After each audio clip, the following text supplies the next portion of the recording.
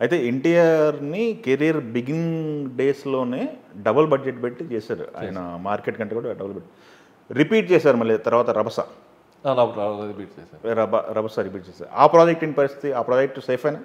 లేదు, 14 కోట్లు పోయిందండి. 14. 2014లో ఓకే.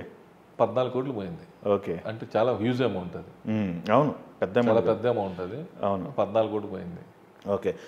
అది సినిమా తీసినప్పుడు ఎన్టీఆర్‌కి 'రభస' సినిమా అప్పుడు ఎన్టీఆర్‌కి చేంజ్ చెప్పమంటే ఏం చెప్తారు? ఏం అబ్జర్వ్ చేశారు దగ్గర నుంచి? ఎన్టీఆర్‌లో చేంజ్ ఏం లేదు. ఆ, అన్ని రెమ్యునేషన్లు, నెంబర్ ఆఫ్ డేస్, ఓకే. ఆ డైరెక్టర్కి బాగుండకపోవటం, లేట్ అవటం, అవును. ఇంట్రెస్ట్లే దాదాపు 14 కోట్లు ఇంట్రెస్ట్ లైన్. అసలు ఓకే, కంటే ఓకే. 1.5 year 2 years ప్రాజెక్ట్ అయ్యేసరికి అవును. ఇంట్రెస్ట్లు అయిపోయినాయి. ఓకే. 2013 ఫిబ్రవరిలో ఓపెన్ చేసి అవును. 2014 ఆగస్టులో రిలీజ్ చేసేసరికి, సెప్టెంబర్లో రిలీజ్ చేసరికి 1.5 year పైన అయ్యేసరికి ఇంట్రెస్ట్లు తడిచి మోపుడైంది. ఎస్. 14 కోట్లు ఇంట్రెస్ట్ అయింది, 13,75,00,000 ఇంట్రెస్ట్ అయింది.